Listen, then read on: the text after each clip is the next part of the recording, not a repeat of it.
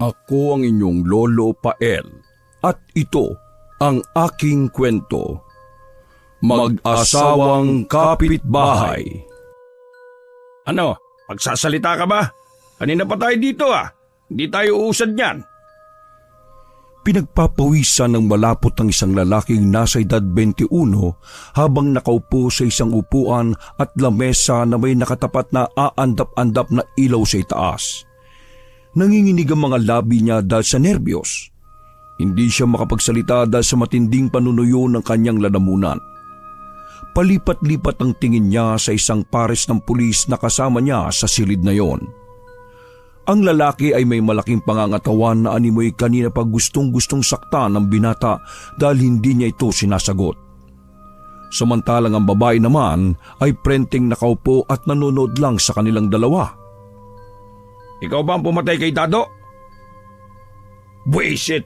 Napipikon na ako sa iyo Buddy, kalma lang. Masyadong mainit ang ulo mo Lalong hindi magsasalita yan. Tinatakot mo. Paano ako kakalma? Ginagawa niya akong tanga kanina pa Ano bang mahirap sa pagkukwento na katotohanan? Kung hindi ka ang pumatay, pues sabihin mo sa amin kung ano yung alam mo. Nanatiling tikom ang binatang si Fred. Mga iling, singhot at pagpahid ng luha lang ang kanyang ginagawa. Dahil sa matinding pagkainis ay isang sampal ang pinadapo ng mamang pulis sa lalaki na agad nitong ikinabuhal. Nangudngod ang mukha nito sa sahig dahil hindi nito nagawang itukod ang kanyang mga kamay dahil sa nakaposas. Nanatili siya sa ganoong posisyon ng ilang segundo. Nang makabawi ng lakas at balanse ay dahan-dahan itong bumangon. Itinayo at inayos ng mamang pulis ang natumbang upuan at sinenyasan siyang muling maupo. Tingnan mo, matigas talagang isang to Itinuro ng mamang pulis si Fred sa kasamahan. Bakas sa mukha niya ang labis na pagkadismaya at inis dahil isang oras na rin ang nasasayang sa interogasyong yon. Muli niyang kinalampag ang lamesa at pinandilatan ng mata ang kausap. Walang kabuhay-buhay na sinalubong ni Fred ang tingin ng dalawang pulis. Nangingitim ang kanyang mga matang mistulang dinunggol ng maraming beses. Ang kanyang labi patuloy sa panginginig at namamalat na ito dahil sa patuloy niyang pagkagat. Bagamat pinagpapawisan ay nanlalamig ang kanyang mga palad. Mapusyaw rin ang kanyang kulay. Kung hindi ka talaga magsasalita, hindi lang yan ang aabuti mo sa akin. Pikon na ako sa iyo Mainit masyadong ulo mo, buddy. Kung gusto mo ako na lang muna ang kumausap dito. Mainam pa nga. Dahil baka hindi ako makapagtimpi sa taong to O sige na, ako na munang bahala rito. Hintayin mo na lang ako sa labas. Tulad pa rin ba ng dati ang gagawin mo? Depende. Kung magsasabi siya sa akin ng totoo'y magiging okay siya. Pero kung ganyan lang, wala na akong pagpipilian. Dating gawin na lang. Ano? Narinig mo ba yung bata? Kung mananahimik ka lang dyan at makikipagmatigasan sa amin, wala na kaming magagawa kundi ang patahimikin ka ng tuluyan. Napamulagat ang lalaki nang marinig ang sinabing yun ng pulis. Etong kasama ko dating magaling na mananahi. Alam mo bang kayang-kaya nitong tahiin ang bibig mo para di ka na makapagsalita tuluyan? Kaya kung ako sa iyo wag na wag mong gagalitin ito. Hinay lang at baka mamaya maniwala yan. O ano, pwede na ba tayo magsimula? Isang marahang pagtango ang isinagot ni Fred. Dahan-dahan namang tinungo ng lalaking pulis ang pinto ng silid na yon. Bago lumabas ay tinapunan pa niya ng masamang tingin ng binata. Pagkatapos ay gumisi ito ng makahulugan. Pabagsak nitong isinara ang pinto. Napailing na lamang ang babaeng pulis habang tinitingnan ang kasama na lumabas ng pinto. Pagkatapos ay inikutan nito si Fred. Pagpasyensyahan mo na, matanda na rin kasi. Sila na lang dalawa ang natira sa silid na yon. Naghahamon ng titiga ng babaeng pulis. Nakasulat sa kanyang uniforme ang apelyidong Baltasar. Ano, magkukwento ka na ba? Sabi mo na sa akin para magawa ko ng report at maisara na tong kasong to. Kinuha nito sa folder ang isang malinis na papel. Tumitig ang malamyang mata ni Fred sa papel. Pinagmasdan niya ring kumuha ng itim na ballpen ng pulis. Papel, ballpen, sulat. Tila umikot ang tatlong salitang yon sa kanyang ulo. Lumikot ang kanyang paningin. Sa papel, sa ballpen, sa pulis. Sumulyap siya sa itaas, sa ilaw, habang inaalala ang mga nangyari nung araw na yon. Alam mo na ba kung bakit nandito ka? Fred, may mga impormasyon ako na ikaw ang huling kasama ng biktima. Lahat ng ebidensya'y ikaw yung itinuturo. Anong masasabi mo rito? Napayuko ang binata at muling nagpahid ng kanyang luha na dumaloy na naman sa kanyang pisngi. Sinubukan niyang kumalma hanggang sa nagkaroon siya ng lakas ng loob na manghingi ng kaunting tubig. Inabot naman sa kanya ng pulis ang inumin na hiningi nito. Agad niya yung ininom na parang uhaw na uhaw. Naging mabilis ang paglagok niya ng tubig. Ano, handa ka na bang mangumpisal sa akin? Ano ang alam mo tungkol sa pagpatay sa kaibigan mong si Dado? Ikaw ba ang pumatay? Hindi ko po siya pinatay. Nakatungo niyang sambit. Mahina yon at kulang sa lakas para makumbinsi ang kausap. Anong sabi mo? Hindi ikaw ang pumatay? Totoo ba na hindi ikaw? Kung ganon, sino? Hindi nga ako sabi. Hindi ko alam kung sino yung pumatay sa kanya. Nagsisinungaling ka? Hindi po. Nagsasabi po talaga ako ng totoo. Bata, wag mo na akong lokohin. Matagal na ako sa serbisyo at sa trabaho kong ito. Nakakilala na ako ng mga taong katulad mo. At alam ko kung sino ang nagsasabi ng totoo sa nagsisinungaling. Sigurado kung may alam ka sa nangyari. Wala nga po. Nagsasabi nga ako ng totoo. Bakit ba ayaw niyong maniwala? Dahil sinungaling ka. Una pa lang nagsisinungaling ka na. Kitang-kita sa mga mata mo, oh. Hindi ka nagsasabi ng totoo kaya huwag mo nang ikaila. Bilang ko kung ilang beses kang lumunok ng laway para lang mapalakas mo yung loob mo na sambitin yung mga kasinungalingan na yan. Kaya kausapin mo na ako ng maayos para sa ikabubuti mo. Teka, may ipapakita ko sa iyo. Tumayo ang pulis at inabot ang kanyang bag na nasa kabilang upuan. May inilabas siya doon ng mga kwadradong papel. Inilapag niya ito sa mesa isa-isa at ipinakita kay Fred. Mapapansing umiiwas ang mata ng binata na parang ayaw niyang makita yung mga larawan. Bakit ba ayaw mong tingnan? Sige na, tingnan mo. Pagmasdan mong mabuti kung ano ang nangyari sa kaibigan mo. Inabot ng pulis ang mga larawang yon kay Fred. Walang nagawa ang binata kundi abutin ang mga yon. Nanginginig ang kanyang mga kamay. Mababakas din ang labis sa pagkabahala sa mukha ng binata. May maaninag ding takot sa sulok ng kanyang mga mata. Yan yung mga kuha naming larawan sa kaibigan mo nung gabing pinaslang siya. Nakita ni Fred ang dugo ang bangkay ni Dado. At habang pinagmamasdan niya isa-isa ang mga larawang yon ay unti-unting bumabalik sa kanyang alaala ang lahat. Unang nagkatagpo ng landas ang dalawa sa pinagtatrabahuan nilang junk shop sa Maynila. Si Fred ay mula sa bayan ng Agusan del Norte, samantalang si Dado ay sa Antique. Sila ay mga biktima ng illegal recruiting sa kani-kanilang mga probinsya. Matapos mapangakuha ng magagandang salita at makuha ang mga halagang ibinayad ng mga aplikante, ay wala naman palang magandang trabaho na daratnan. Maswerte na lang yung iba na nabibigyan talaga ng trabaho. Pero ito yung mga trabaho na kung hindi basurero ay ginagawa ng alipin ng mga nagiging amo. Pero kadalasan ay modus talaga ang paghakot nila ng mga tao sa probinsya at pagdating sa Maynila ay iiwan na ang mga ito sa ere. Dala ang mga salapi na ibinayad sa kanila ng mga aplikante. At ganun nga ang naging kapalaran ni Dado at ni Fred. Mas nauna si Fred sa junk shop na yon na pagmamay-ari ng isang dayuhang singkit. Nang dumating si Dado ay si Fred agad ang kanyang naging kaibigan. Madaling nagkagaanan ng loob ang dalawa dahil sa parehas nilang kwento sa buhay. Halos magkaedad din ang dalawa. Si Fred ay edad 21, samantalang si Dado ay mas bata sa kanya ng 1 taon. Naging sobrang malapit sila sa isa't isa. Naging sanggang dikit ika nga. Lagi silang nagdadamayan sa kanilang mga problema. Ay, talaga nakakapagod yung trabaho dito, no? Oo nga eh. Tapos ang liit pa ng sweldo. Ay nako, sinabi mo pa.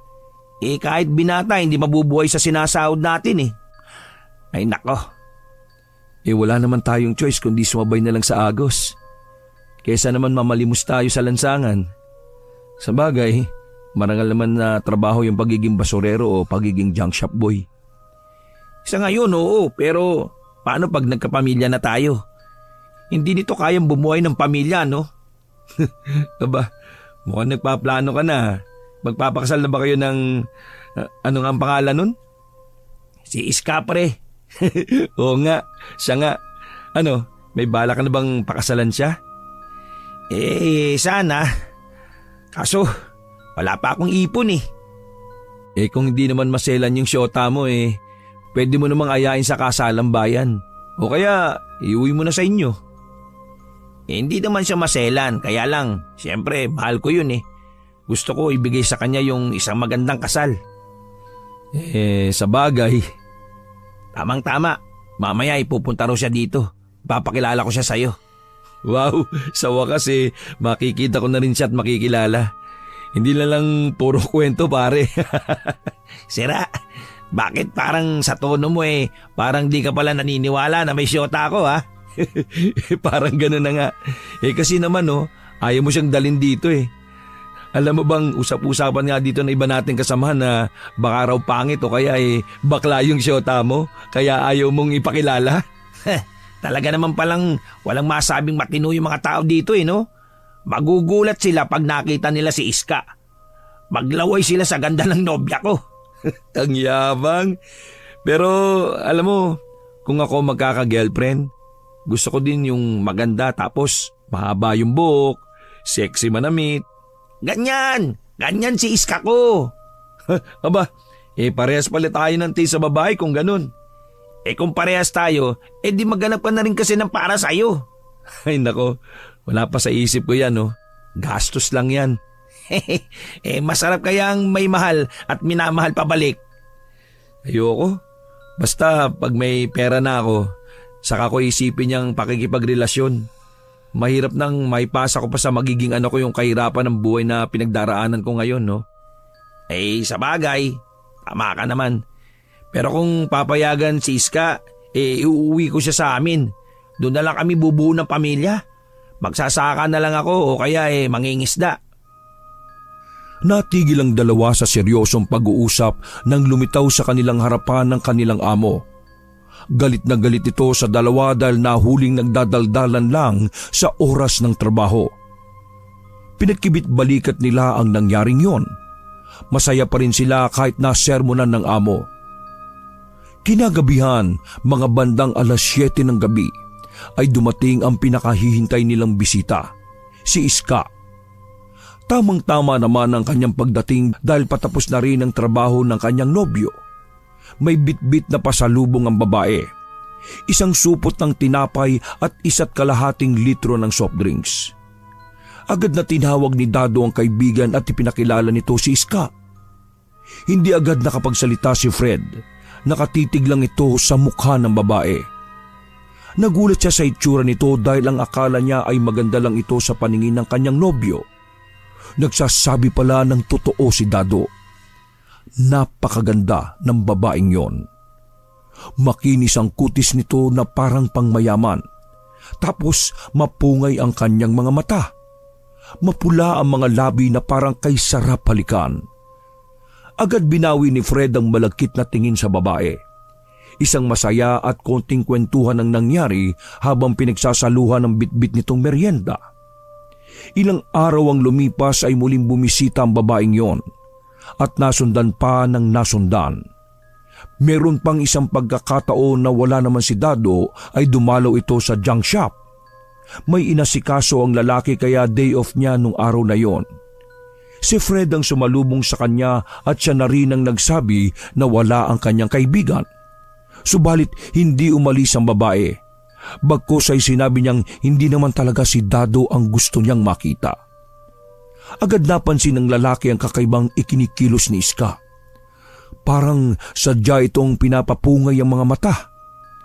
Hinawakan niya ang matipunong braso ng binata. Mapang-akit ang mga ngiti sa kanyang labi. Inamin ng dalaga na mula daw nang makilala niya si Fred ay hinahanap-hanap niya ito. Inaya nito ang lalaki na lumabas. Hindi naman tumanggi si Fred. Natukso ito at tuluyang nilaro ang apoy. May nangyari sa kanilang dalawa ni Iska. Huli na nang maisip ni Fred na hindi tama ang kanyang ginagawang pagtataksil sa kaibigan. Magsisiman ay huli na. Pero kahit ganoon ay iniwasan na lang ni Fred na maulit-ulit yung ganoong pangyayari. Kahit halos araw-araw na magpunta si Iska sa kanilang trabaho ay iniwasan na niyang makipagkita dito. Minsan ay nagdadaylan pa si Fred kay Dado na kung hindi masakit ang tiyan ay sa ibang bahagi ng lugar na yon nakapwesto para hindi na sila magkita ng babae. Lumipas ang ilang araw ay nakita niyang malungkot ang kaibigan. Tulala ito ng kanyang lapitan. Oh, pre, anong nangyari? Bakit ka nagmumukmok? Ay, ikaw pala pre. Nakatitig ka sa akin habang papalapit ako. Hindi mo ba ako nakilala? Hindi. Hindi kita napansin eh. O bakit ka ba kasi nakakaganyan? Hindi ako sanay no? Ano ba nangyayari? Iwalay na kami ni Iska eh. Ano? Iwalay na kami ng malandi kong syota. Malandi? Anong ibig mong sabihin? Niloko niya ako pre. May kinakatagpo pa pala siyang iba bukod sa akin eh. Ha? Paano mo nalaman? May nagsabi ba sa'yo? Maamin siya sa akin na may iba na raw siyang gusto. Ha? Sino daw?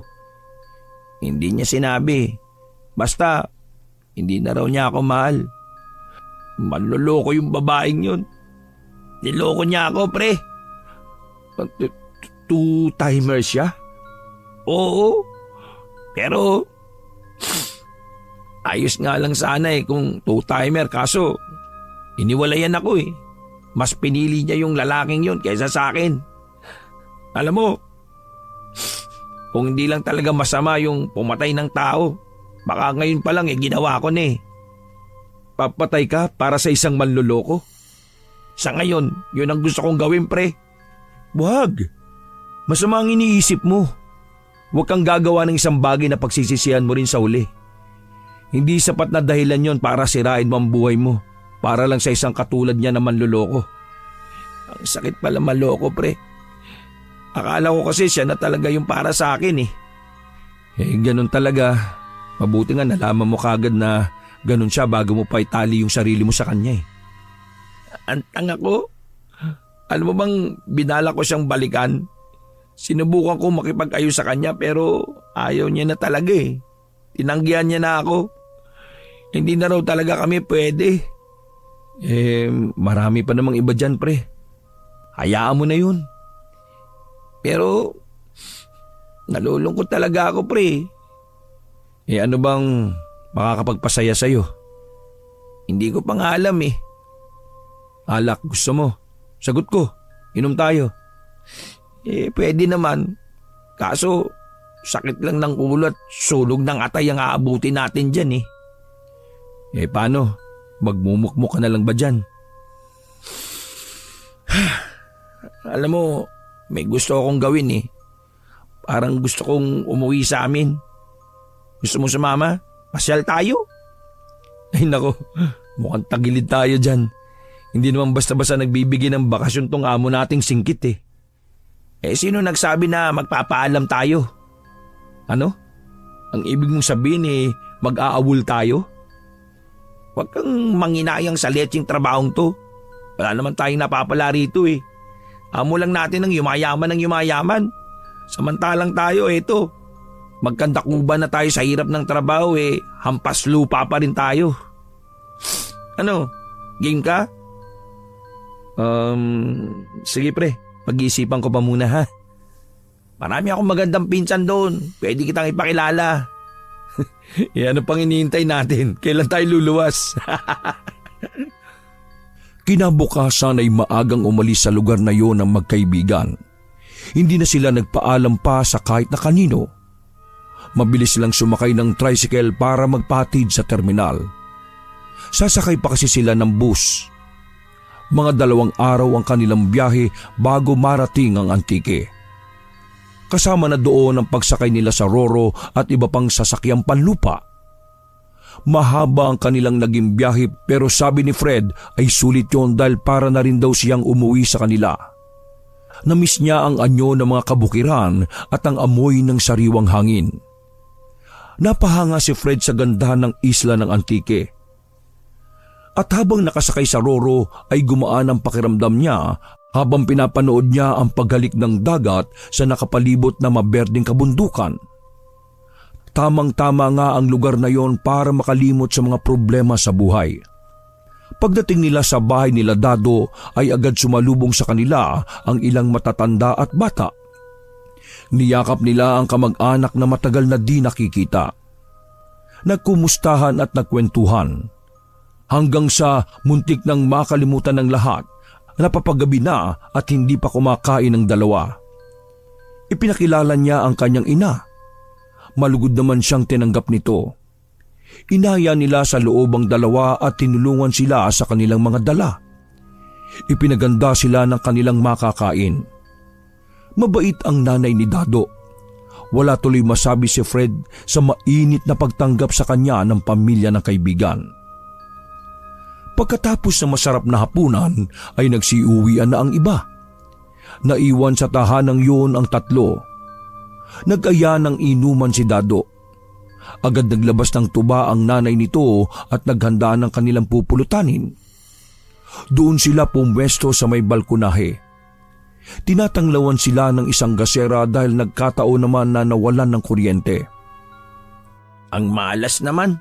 Kung kailan naman nakahanda na lahat saka pa nag-brown out. Wala namang problema dyan. Sanay naman tayo sa digaas Sa bagay. Halos maghahating gabi na nang matapos ang inuman ng magkaibigan. Nang walang ano-ano'y napansin ni Fred na tila ba hindi mapakali si Dado. Panay ang tingin ito sa kapitbahay na parang may nakikitang kakaiba sa paligid. O pre, ayos ka lang ba? Ha?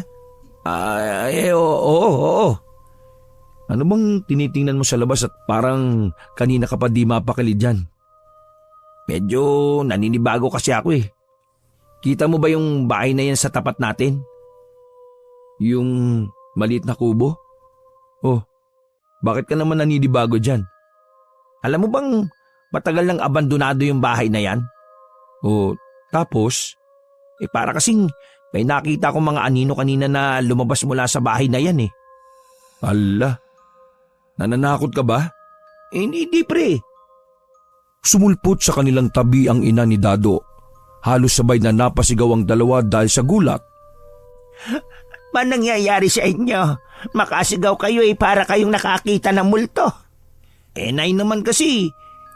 Bakit di ka man lang umimik bago ka lumapit? Bakit parang kasalanan ko?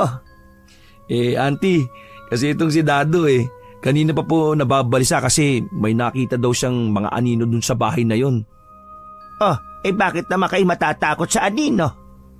Di po ba wala namang nakatira dyan? Dati anak, wala.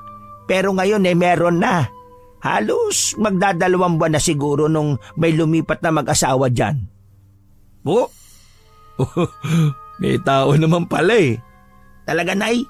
Di ba haunted house na yan? Buti gusto pa rin nilang tirhan. Hindi ko alam, pero alam mo, mula nung may tumira dyan may nangyayari ng kakaiba dito sa lugar natin at karatig na pook. Tulad ng marami mga taga-baryo ang nawawala. Tapos minsan may natatagpuan pero bangkay na. Iniisip ba na posibleng sila may gawa nun? Ay nako, mahirap naman ang magbintang anak. Pero sabi-sabi ng mga tao dito sa atin nakikita daw nilang lumalabas sa gabi ang mag-asawang yan. Tapos umaga na pag bumabalik. Parang parehas na puyat na puyat. Nakikita ko rin sila pag umaga. Pero ayoko magsalita. Hindi niyo po ba sila nakilala man lang? Hindi. Hindi nga sabi lumalabas ng umaga Nakakaduda nga naman. May kumakalat nga dito na aswang daw yung gumagawa ng mga pagpatay. At yung mag-asawang nakatira dyan, ang pinagbibintangan nila, tama? Ay nako, mahirap nang magsalita. Basta, wag na lang silang magpapahuli sa akto at siguradong taong bayan ang magiging kalaban nila. Bakit di agapan ng barangay? Dapat palayasin na yung mga yan dito. Hindi pwede anak. Kasi may titulo sila ng lupa. Tahimik na nakikinig lang sa usapan ng mag-ina si Fred. Hindi na rin siya mapakali. Nananayo ang balahibo niya sa batok at mga braso. Pakiramdam niya ay may mga matang nakamasid sa kanya. Ngunit sa tuwing lumilingon na may wala siyang nakikita. Mabuti pa pumasok na tayo.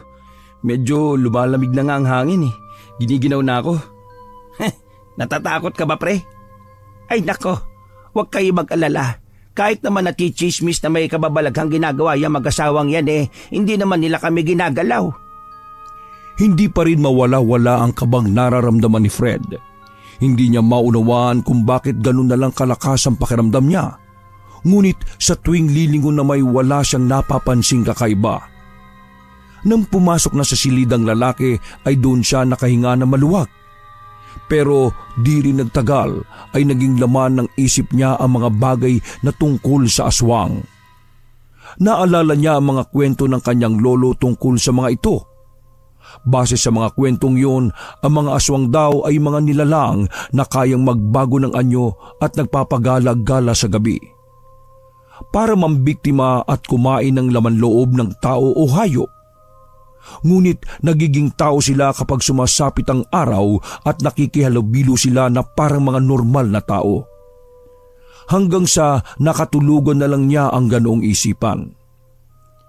Kinabukasan ay nagising siya sa mga taong maingay na nagkukwentuhan sa labas ng bahay nila Dado. Hindi niya masyadong nauunawaan ang pinag-uusapan ng mga yon kaya bumangon na siya at lumabas ng kanyang silid. Nakita niya si Dado na nakaupo sa sofa at naninigarilyo. Napansin ni Fred na namumula ang mga mata nito. Tinabihan niya si Dado. Mabuti gising ka na. Tara na, magagaan na tayo.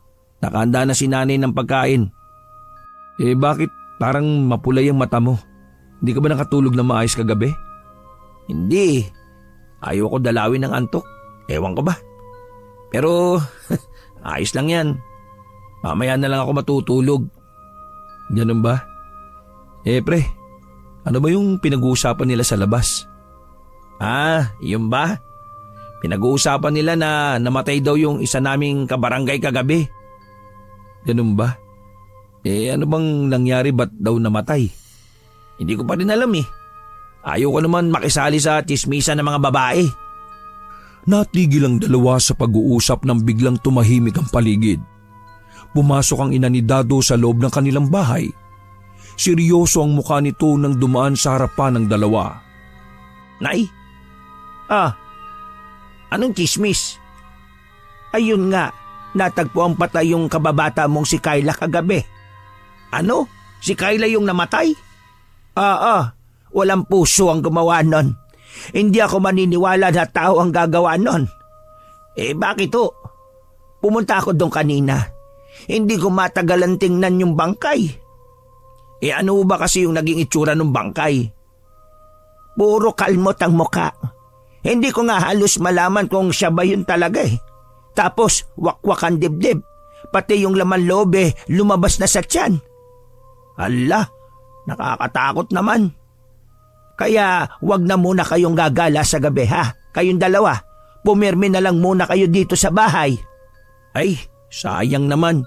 Yayayain ko pa naman sana itong si Fred na umakit ang bundok at mag-camping Ay nako, mas mabuti yung nag-iingat.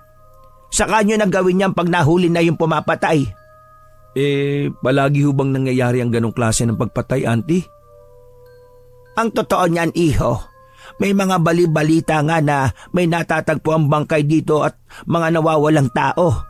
Pero yung mga natatagpuan kasi na bangkay hindi naman ganon. Yung kagabi lang talaga ang karumal-dumal. Nakakatakot po pala dito sa lugar natin, Nay. Kaya nga At nagsimula yan nang lumipat dito sa barangay natin yung mag-asawang yan. Sigurado na po ba kayo na sila nga ang may gawa? Yun na nga wala namang matibay na ebidensya ang mga tao dito sa atin.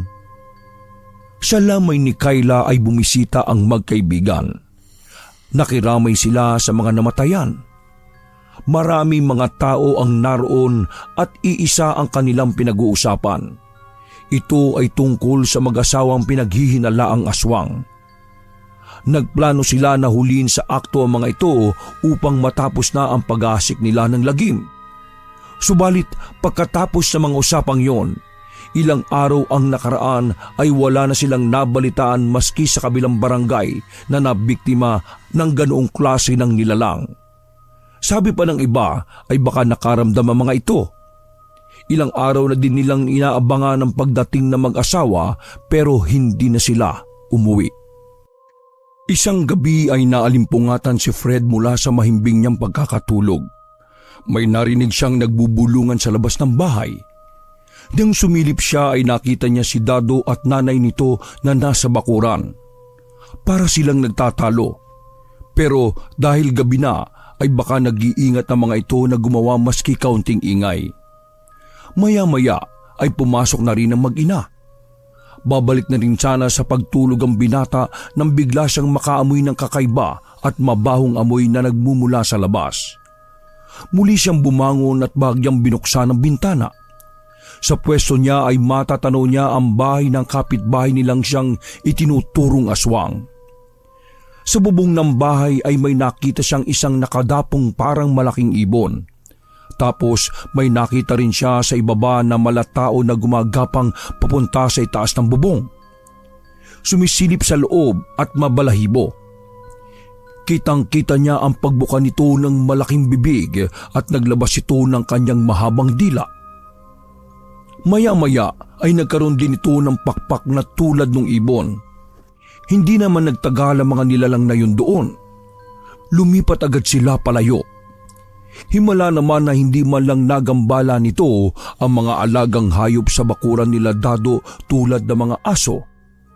Masarap pa rin ang tulog ng mga ito sa bakuran at di alintana ang panganib na nakaamba.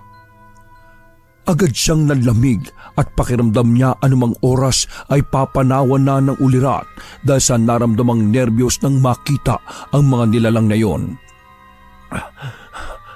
Anak ng... Mukhang totoo nga yung balibalita dito na aswang nga yung nakatira sa bahay na yun. Bulong ni Fred sa sarili at agad na isinara ang kanyang bintana. Hinigpitan niya ang pagkakatali at hindi na siya natulog sa takot na baka siya biktimahin noon. Kinaumagahan ay hindi niya binanggit ang nakita nung gabi sa kanyang mga kasama sa bahay. Tahimik na lang niyang inabot ang kape na ibinigay sa kanya ni Dado. Hindi pa nila nauubos ang kanilang kape ay nagsidatingan ang ilang kababaihan at nag-ipon-ipon na naman ang mga ito sa bakuran nila Dado. Tinawag nila si Aling Eliza. Malakas ang mga boses ng mga ito na ipinamalita sa kanila na muli na namang umatake ang aswang, ngunit hindi raw tao ang biktima kundi mga hayop tulad ng manok at mga kambing. Nagkalat daw sa kalsada mga patay na hayop na ang tanging kinuha lamang ay ang mga laman loob. Ay nako, perwisyo na talaga yung mga gumagalang aswang na yan dito sa atin. Pumalatak pa si Dado at nakisali na sa usapan ng mga kababaihan. Dapat magkaroon na tayo ng grupo dito sa barangay natin na kailangan rumonda. Para naman magdalawang isip yung aswang na yan at wag nang mamirwisyo dito sa atin. At saka, alam naman natin di ba kung sino yung mga aswang? Nabaling ang paningin nila sa paparating na tricycle. Nakasakay doon ang mag-asawa at may kasamang bata. Kapansin-pansin ng mga panakaw na tingin ng mga tiga roon sa bagong dating. Mailap ang mga mata ng lalaki. Samantalang isang pilit ng ngiti naman ang ginawang pagbati ng asawang babae. Payat ang nakita nilang bata at mukhang namumutla. Agad bumulong si Aling Eliza sa mga babaeng kausap niya. Anak ba nila yan? Walang sumagot dahil hindi nila alam ang katotohanan kung may anak ba ang mag-asawa nilang kapitbahay. Pero sa 2 buwan na pananatili nila sa baryong yon ay yon ang unang pagkakataon na makita nila ang bata. Hala, baka kinidnap nila ang batang yan. Maging mapagmatsyag tayo at makibalita sa ibang bayan kung may nawawalang bata. Panigurado yan ay yon. Baka mamaya isa rin yan sa mga gagawin nilang biktima. Nang nakapasok na ang mag-asawa sa kanilang tahanan ay hindi na sila lumabas maghapon. Naging malikot ang imahinasyon ni Fred at kuryosidad sa nangyayari sa baryong yon. Kaya pagsapit ng gabi ay hindi na niya napigilan pa ang sarili na mag-imbestiga. Nakabantay lang siya sa may bintana at nakasilip. Tahimik ang gabing yon. Walang lumalabas sa nasabing bahay. Nakikita niya ang paminsan-minsan na pagpatay-sindi ng ilaw doon, kaya alam niya na may tao pa rin sa loob. Wala siyang nakitang kakaiba, di tulad nung nakaraang gabi. Hindi kaya sila lumabas kasi may kakainin na sila? Ay nako, wawa naman yung bata. Sa isiping yun ay hindi na napigilan ni Fred ang sarili. Sa isip ay baka kailanganin talaga ng bata ang tulong. Agad siyang nagpunta sa kusina at kumuha ng isang dakot na asin. Naalala kasi niya ang sabi ng lolo niya na takot sa asin ang mga aswang. Pagdating sa bakuran ng kapitbahay ay may narinig siyang mahinang pag-iyak. Agad siyang kinutuban ng di maganda. Pumunta siya sa likod bahay at doon naghintay ng pagkakataon para masilip kung ano ang nangyayari sa loob. May nakita siyang butas at sakto naman ang maliit na butas na yon ay sa kwarto ng bata. Hindi niya gaano makita ang kabuuan ng silid na yon. May nakikita lang siyang paruot parito na anino. Nagdesisyon siyang umalis na lang at patras na lumayo sa butas na yon. Nang bigla siyang natigilan ng bumangga ang likod niya sa isang matigas na bagay. Paglingon niya ay kitang-kita niya ang madilim na anyo ng isang lalaki. Makikita ang galit na mukha nito. Agad siyang kinaladkad ng lalaki papasok ng bahay. Agad sinabi nito sa asawa na nahuli niyang naninilip ang lalaki. Tinanong siya na mag-asawa kung ano ang dahilan at bakit niya ginawa yon. Ngunit imbis na sumagot ay tinapunan niya ng asin ng lalaki at akmang tatakbo sana. Pero mas naging maigpit ang pagkakahawak nito sa kanya. Hindi to tinablan sa asin na isinaboy niya. Tinanong siya kung bakit niya ginawa yon. Kasi ang sabi ng mga tao, aswang daw kayo. Biglang tumawa ng malakas ang lalaki nang marinig ang katwirang yon ni Fred. Natawa ito dahil napagtanto niya na kaya pala siya tinapunan ng asin ay dahil inakala ng binata na aswang siya. Agad namang itinanggi ito ng asawang babae. Alam daw nila ang tungkol sa alingasngas na ito ng mga kapitbahay nila, pero dahil sa bago sila doon ay hindi nila magawang lumaban at ipagtanggol ang kanilang mga sarili. Isa pa ay sinabi nilang kaya daw gabi sila palagi umaalis ay isang security guard ang asawa niya at nagkataong day off lamang nito ngayon kaya ito naroon sa bahay nila. At ang babae naman ay umuwi ng umaga para doon magpahinga dahil sa gabi naman ito nagbabantay sa anak na nasa ospital. Nalaman ng lalaki na may kanser pala ang bata sa dugo. Agad namang humingi ng tawad si Fred sa mag-asawa at napag-alaman niyang hindi nga aswang ang mga ito. Pinatawad naman siya ng mag-asawang yon. Ngunit bago siya paalisin ay isang babala ang sinabi nila sa kanya. Wag na wag raw agad itong nagtitiwala lalo na sa mga taong hindi naman niya lubos na kilala. At isa pang sinabi ng mga ito na may ilang uri ng aswang ang hindi lang pagbabalat kayo ang kayang gawin, kundi kaya rin nilang manlinlang ng tao at papaniwalain ang mga biktima nito sa maganda nilang pakikitungo. Daan daw umano ito para malaya nilang magawa ang kanilang pamiminsala. Kinabukasan ay naging palaisipan kay Fred ang sinabing yun ng mag-asawa. Sakto namang lumapit sa kanya si Dado nang makita siya nito na nasa bakuran na at nakatulala. O pre, ano bang nangyari sa iyo dyan? Bakit kanina ka pa nakatingin sa kabilang bahay? Ha? Wala naman pre. Naisip ko kasi yung mga chismis tungkol sa kanila eh. Hindi ka ba naniniwala sa mga sinasabi ng tao dito sa amin? Hindi eh. Ha? Bakit naman hindi? Wala naman kayong patunay, di ba? Saka, paano kung mali sila ng bintang at hindi naman pala totoong aswang yung mga nakatira dyan? Hindi nga natin problema yun. Kung magkagipitan, di sila na yung bahala na magtanggol sa sarili nila. At patunayan sa lahat na hindi talaga sila yung mga nambibiktima at namimerwisyo dito. Sabi nga ni nanay nagsimula lang naman ang aswangan dito mula nang dumating yung mag-asawang yan eh. Pero ganun pa man pre, hindi maganda yung nanghusga tayo ng kapwa natin agad-agad. Teka, pinagtatanggol mo ba sila? Hindi naman pre. Ang sa akin lang naman hindi porket bago sila dito sa inyo sila na agad ang pagbabalingan nyo ng sisi. Paano kung iba pala ang may gawa? Bakit? May alam ka ba? Anong alam? May dapat ba akong malaman? Tinitigan lang siya ni Dado. Biglang tila nagkaroon ng harang ang kanilang pagitan dahil sa pananahimik nilang dalawa. Napansin ni Fred na parang napiko ng kaibigan. Maya-maya ay agad bumawi si Fred.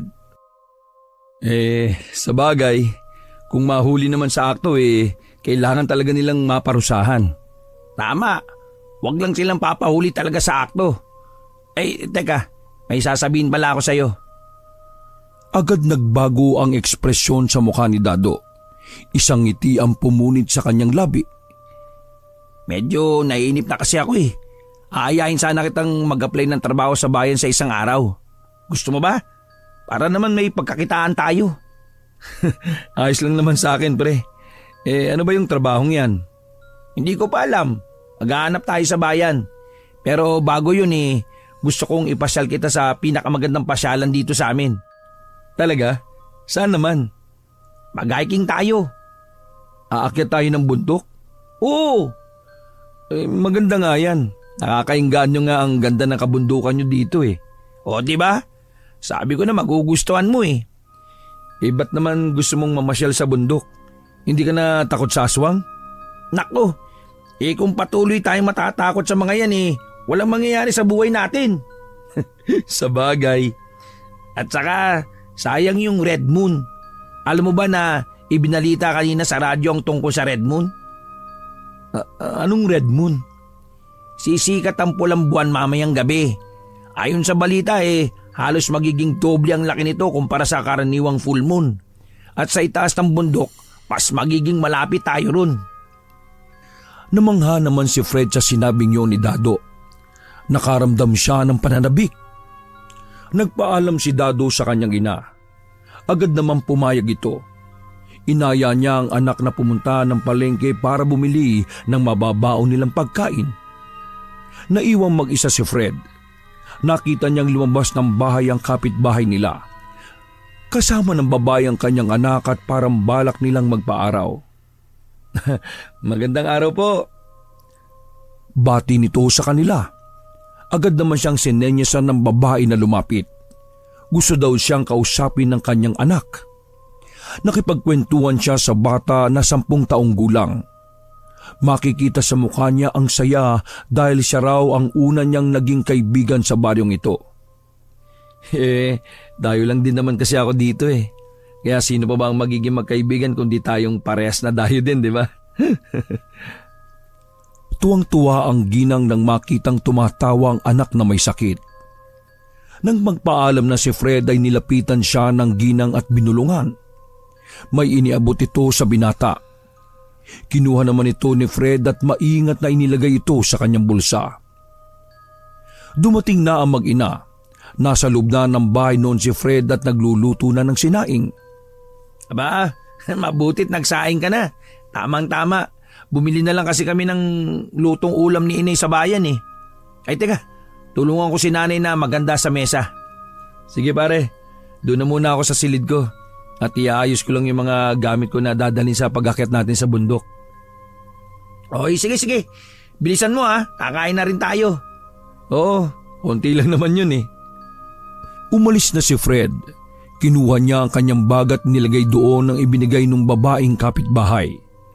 Maya-maya lang ay nagtawag na ang ina ni Dado. Lumabas na siya ng silid at dumiretso sa kusina. Naabutan niyang nagbubulungan ng mag-ina pero nang makita siya ay tumigil ang mga ito at agad siyang nginitian at inayang kumain. Matapos ang tanghaliang yon ay umakyat na sa bundok ang dalawa. Laking pagtataka ni Fred kung bakit sa bundok na yun siya dinala ni Dado, gayong wala namang maayos na trail o daanan paakyat. Puro tinik at dawag ang kanilang nadaanan. Sigurado ka bang tama tong bundok na inakyat natin? Huwag ka mag-alala. Kabisado ko bundok na ito mula nung bata pa ako. Parang ang sukal naman yata eh. Ikaw naman oh. Kaya nga bundok eh.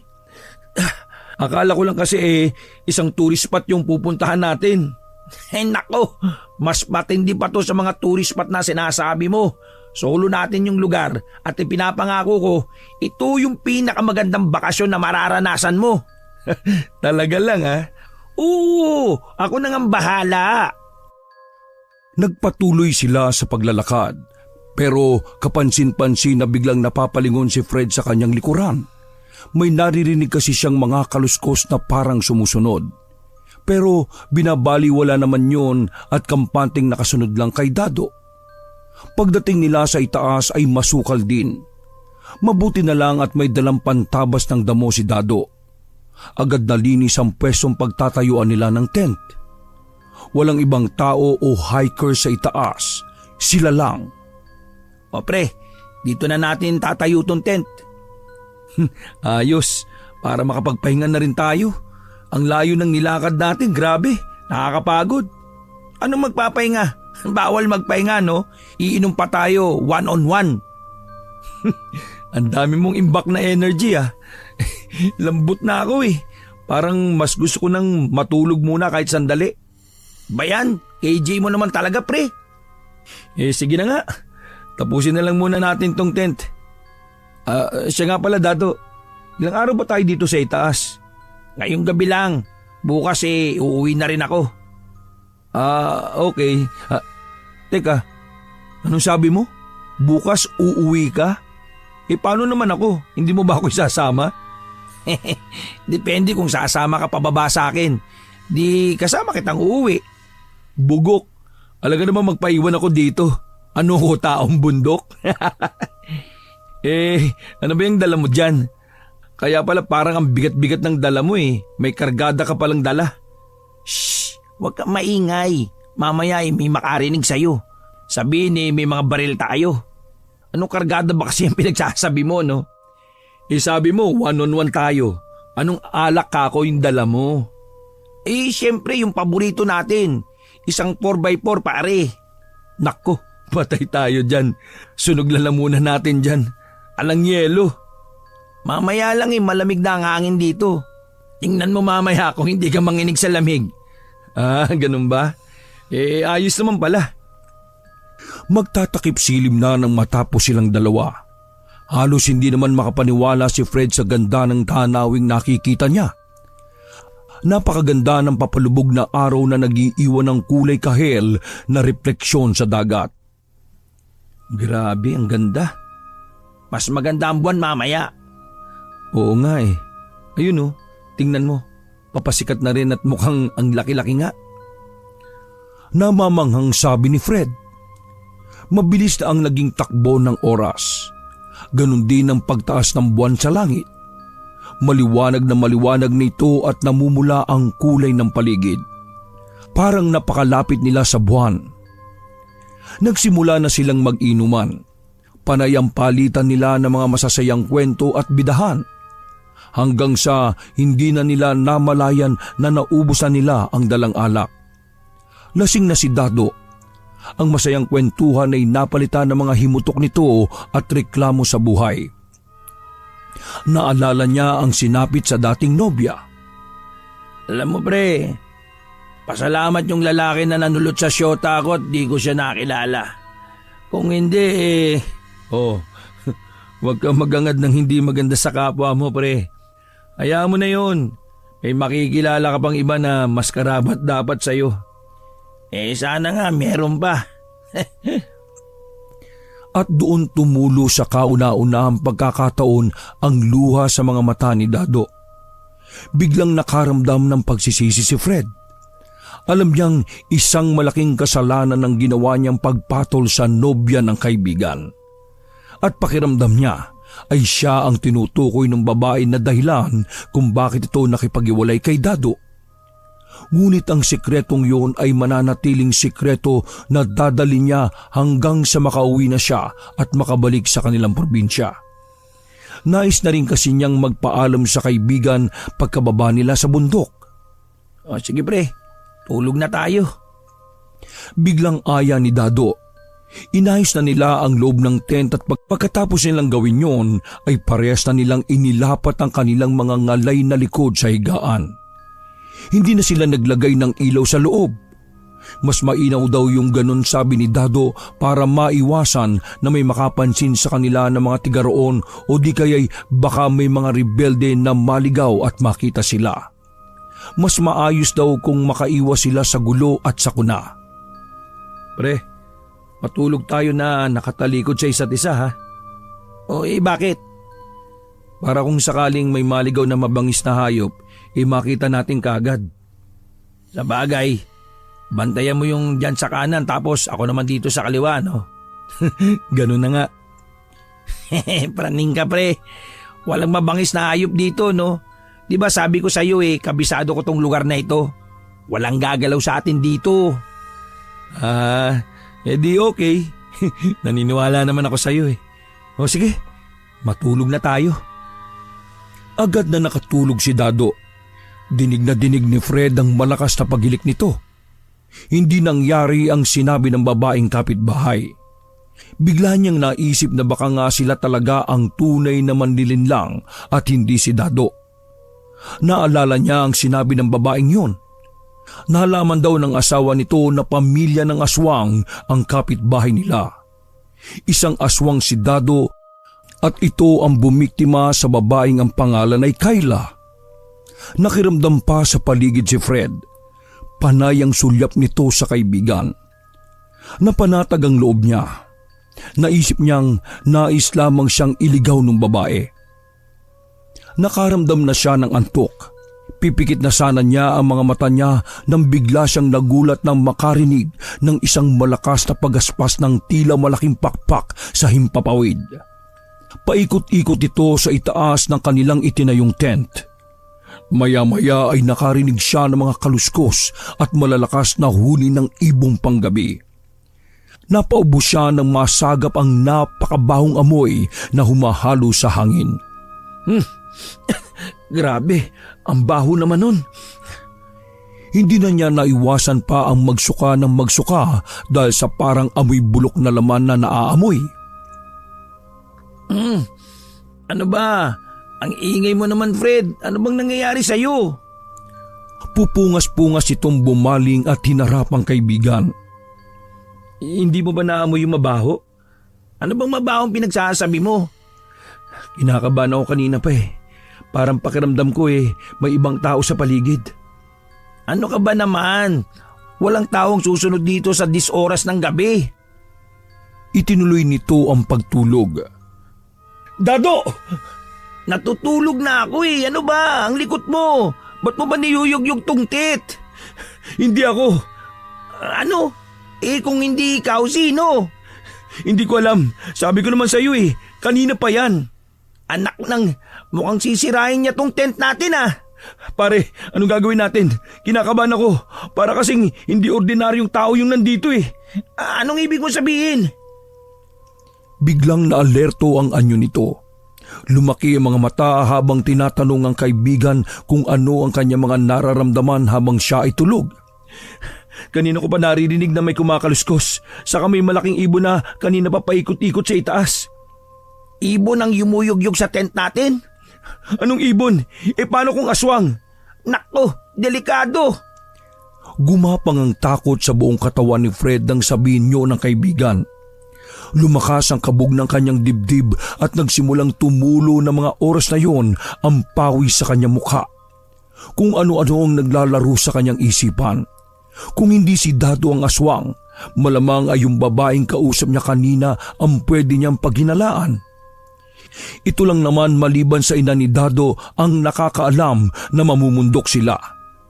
Naririnig pa rin nila ang tunog ng pagaspas ng malaking pakpak. Sandali, diyan ka lang. Titingnan ko kung anong yung istorbo na yan. Huwag kang alis dito ha. Akong bahala. Uy, ano ba? Huwag mo ko iwan dito. Hindi naman natin alam kung anong meron dyan sa labas eh. Dito ka lang. Natatakot ka ba? Pambira naman oh.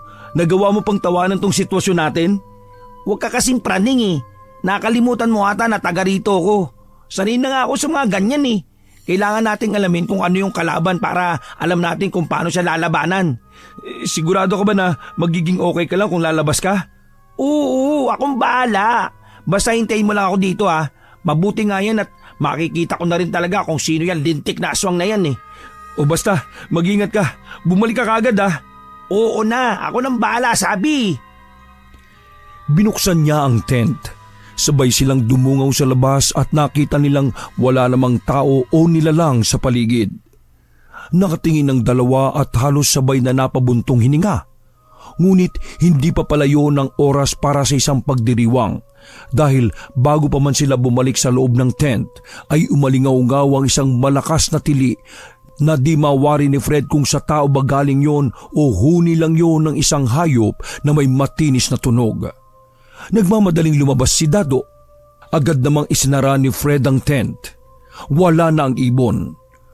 Pero parang narinig pa rin niya ang tila malalakas na palaho ng kakaibang tunog na yon. Parang nananaghoy, umiiyak sa kailaliman ng gabi. Hindi niya mawari kung malayo o sa malapit nang gagaling ang tunog na yon. Labis-labis na nervyos na ang nararamdaman niya. Panay mura siya sa loob ng tent at sinasambit na nagsisisi siya na sumama pa siya kay Dado. Kung sana daw ay nanahimik na lang siya sa Maynila ay hindi niya daranasin ang ganoong klase ng kababalaghan. Halos hindi na namalayan ng binata na lumipas na pala ang halos isang oras. Napatingin siya sa kanyang relo.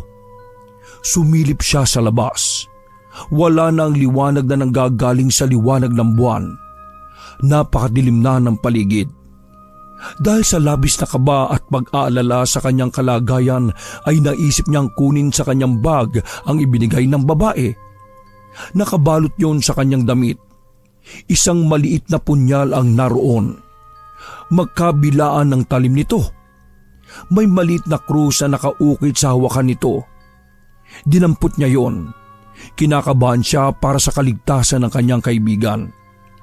Hindi na niya ito natiis kaya maski takot ay lumabas na lang siya ng tent para hanapin ito. Sinundan niya ang daang tinahak ng kaibigan niya. Pinasok niya ang talahiban. Muling lumitaw ang pulang buwan sa itaas na tinakpan lang pala ng ulap. Hahawiin sana niya ang talahib nang bigla siyang matigilan ng may malamig na kamay na humawak sa kanyang balikat. Muli niyang naamoy ang nakakasukang amoy na yon. At sa pagkakataong yon ay alam na niyang mula sa kamay na nakahawak sa kanya nang gagaling ang amoy na yon. Duguan nito na mayroong mahabang kuko.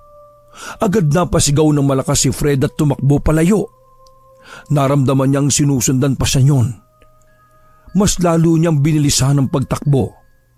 Ngunit huli na nang mapansin niyang napupunta na siya sa mapunong bahagi ng bundok na kinaroroonan nila. Biglang lumakas ang hangin. Ang mga anino ng puno ay mas lalong nakapagbigay ng nakakatakot na atmosfera sa paligid. Dahil sa paningin ni Fred ay buhay ang mga ito at kumakaway-kaway pa sa kanya. at ang mga sanga ay parang nagdiriwang sa kanyang kalagayan. Ramdam na niya ang paninigas ng kalamnan ng kanyang binti at ang hapdi ng mga maliliit na tinik na tumutusok sa kanyang talampakan habang tumatakbo. Ngunit ang mas nakapagbigay sa kanya ng panlulumo ay nang marating niya ang dulo ng daang tinatahak. Isang bangin ang nasa kanyang harapan at ang masaklap ay ang naririnig niyang kaluskos na patuloy siyang sinusundan. Ilang sandali pa ay nasa harap na niya ang isang nakakatakot na nilalang. Ang katawan nito ay hugis ng isang tao pero ang kanyang ulo ay di mawari kung aso o sa isang mabangis na kambing. Namumula ang mga mata nito at nang sumingasing ay kita ang matatalas nitong mga ngipin. Mabalahibo ang buong katawan nito. Pamilyar sa kanya ang anyong yon.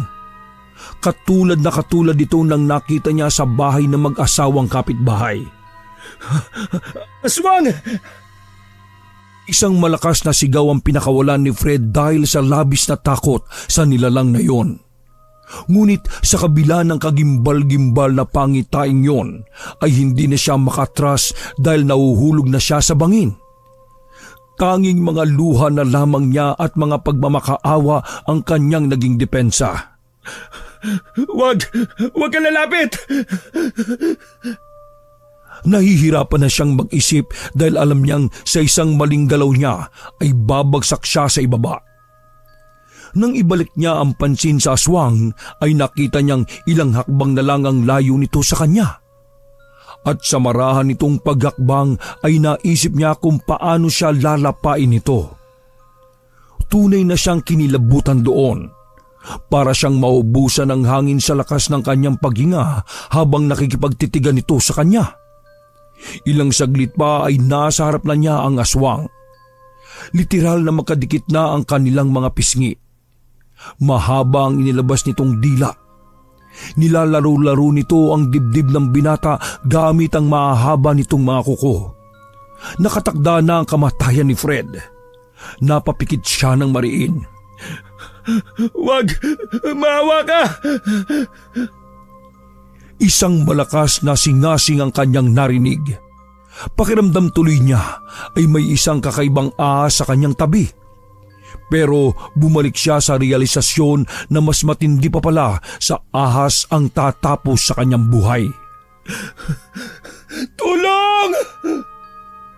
Muli niyang naisigaw. Pero sino nga ba ang makakarinig sa kanya sa ganoong klase ng lugar at oras? Ngumisi ng nakakakilabot ang aswang. Sadyang ipinakita niya sa kanyang biktima ang matatalas niyang ngipin. Itinaas nito ang mabalahibo at malalaking kamay. Sinakal niya si Fred. Doon palang naalala ng binata ang hawak-hawak na punyal. Isang malakas na sipa ang iginatin niya sa aswang. Dahilan para mabitiwan siya nito. Lumayo siya kaagad sa bangin ngunit nang makita niyang tila hirap sa pagtayo ang aswang ay agad niya itong nilapitan at inundayan ng saksak. Sunod-sunod niyang itinarak sa katawan ng aswang ang hawak na sandata. Itinigil niya ang pananaksak. Nang mahimasmasan ay nakita niya ang kanyang ginawa. Nagulat siya nang magbago ng anyo ang aswang. Para siyang binuhusan ng malamig na tubig nang makita niyang naliligo sa sarili nitong dugo ang kaibigan niyang si Dado. Pare, bakit? Aswang ka, Dado! Hindi na nagawa pang sumagot ng kaibigan dahil tuluyan na itong nawalan ng buhay. Dahan-dahang napalood si Fred nang mapagtantong pinatay niya si Dado. Sinubukan pa niya itong kausapin pero lupaypay na ang katawan nito. Agad na pumasok sa kanyang isip na hindi magiging maganda ang kalalabasan ng ginawa niyang yon. Tumayo siya, tinubad ang duguan niyang damit.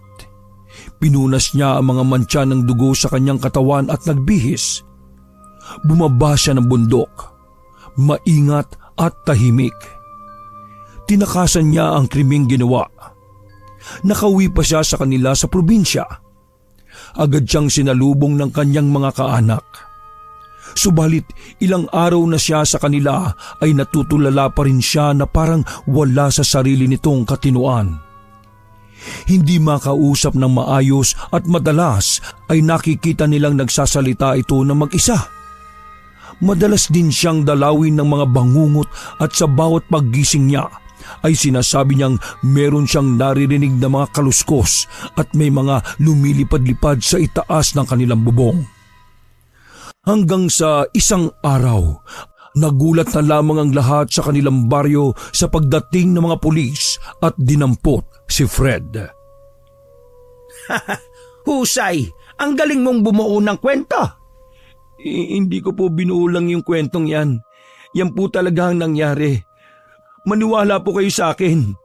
Inaamin mo na ba na ikaw ang pumatay? Aswang po yung napatay ko. Hindi ko naman po alam na siya yun. Ipinagtanggol ko lang po ang sarili ko. At sa palagay mo ay maniniwala ko sa kalokohan mo? Hindi ko naman kayo pipilitin na maniwala eh. O sige, matanong kita. Nagdodroga ba kayo ni Dado? Hindi po. Paano ako maniniwala sa iyo kung hindi naman ako naniniwala sa aswang? May kilala po kung magpapatunay na totoo ang sinasabi ko. Sino? Yung kapitbahay po nila. Sila po yung nagsabi sa akin nung una na alam nilang pamilya ng aswang ang mag-inang yun. Sila din po yung nagbigay sa akin ng punyal. Alam mo, huwag ka nang mandamay pa ng tao.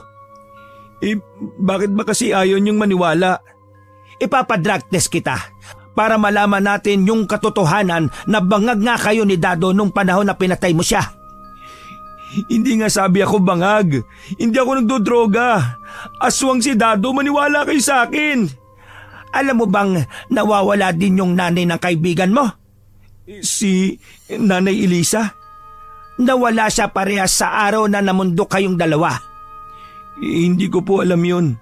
Baka may hindi ka pa sinasabi sa akin. Hindi ko po alam. Wala po kong alam sa nangyari kay Nanay Elisa. Sigurado ka ba? Muling nanginig ang mga kamay ni Fred. Hindi siya makatingin ng diretso sa mga mata ng babaeng pulis. Nasabi ko na po lahat ng totoong nangyari ng gabing yun. Ibalik niyo na po ako sa kulungan kung yan ang gusto niyo. Dahil kung kayo man ang nasa kalagayan ko, mas pipiliin niyong makulong na lang kaysa maging hapunan ng aswang na yun.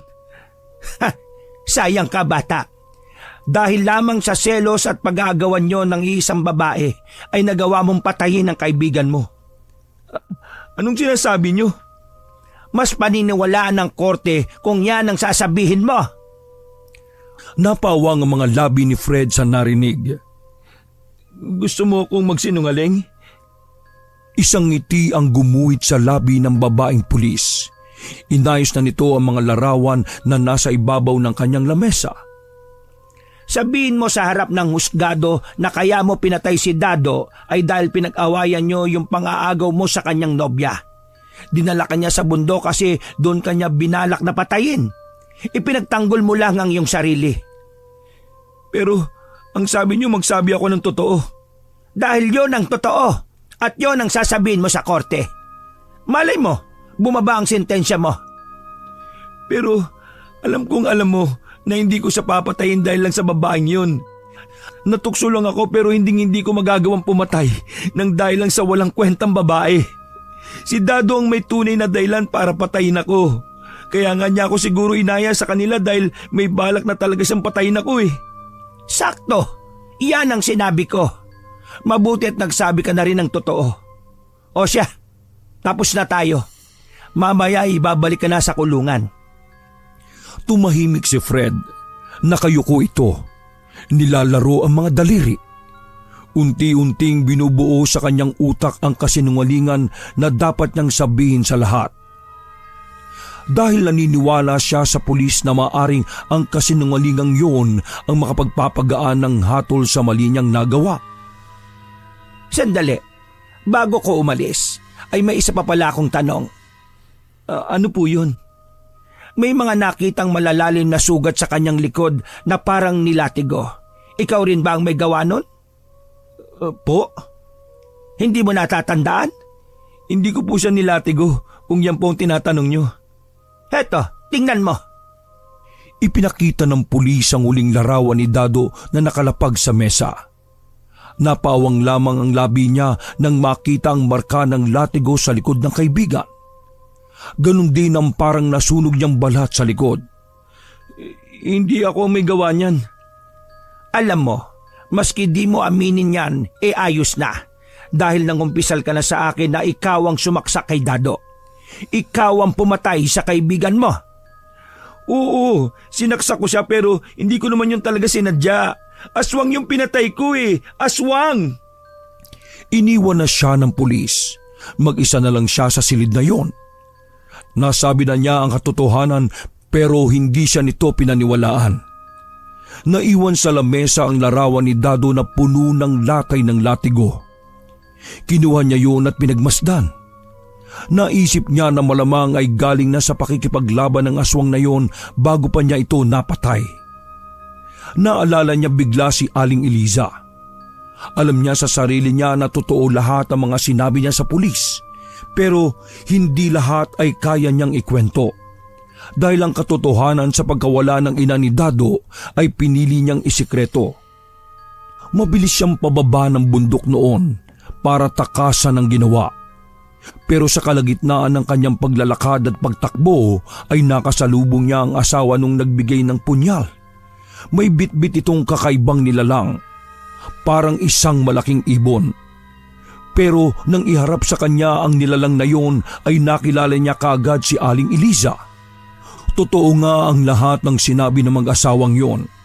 Aswang nga ang mag-inang Dado at Eliza.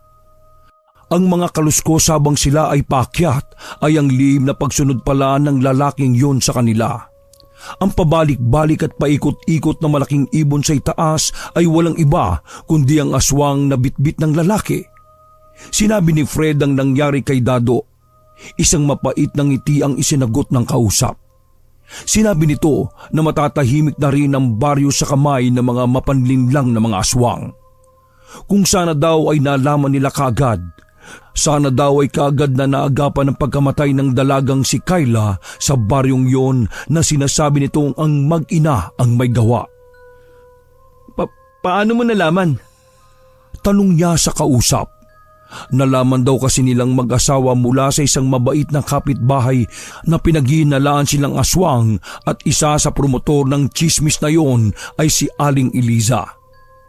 Panay daw ang sabi nito ng kasinungalingan na ang tunay daw na dahilan ng pag-alis-alis nila sa gabi ay dahil sila ay aswang at naghahanap ng mabibiktima. Pero wala yung katotohanan. Nagkaroon ng sariling imbestigasyon ng lalaki at minanmana ng mag-ina. Kaya pala nitong tapatan ng dalawa dahil hindi pangkaraniwang tao lang ang lalaking yon. Inilabas nito ang isang kwintas na ikinukubli ng suot nitong damit. Nalaman ni Fred na isa palang antingero ang lalaking yon at isang berdugo at mga ngatay ng aswang. Naalala din niya na may nakita siyang hawak nito na buntot pagi sa kabilang kamay. Nakiusap ang lalaking yon na anuman ang mangyari ay huwag ipaalam sa kahit na kanino ang kanyang tunay na katauhan at ang lahat ng kanyang ginawa. Dahil kailangan siya ng kanyang anak na may sakit. At naintindihan ni Fred yun. Mabilis na dumaan ang mga araw. Nasa harap na ng hukuman si Fred at nililitis na ang kanyang kaso. Ngunit nang tanungin siya ng mga kalabang abogado ay agad niyang inamin sa lahat ang katotohanan na siya nga ang pumaslang kay Dado. Hindi na nagulat ang lahat nang sabihin niyang ipinagtanggol niya ang sarili dahil sa tangkang pagpatay sa kanya ng kaibigan. Dahil sa matinding selos at sa nagawa niyang pang-aahas. Yun ang kwentong binuo nila ng babaeng pulis. Sinunod niya na sabihin ang kasinungalingang yon dahil walang batas sa Pilipinas ang kayang magbigay ng hustisya para sa mga taong nakakapatay ng mga aswang. Wakas! Ako ang inyong lolo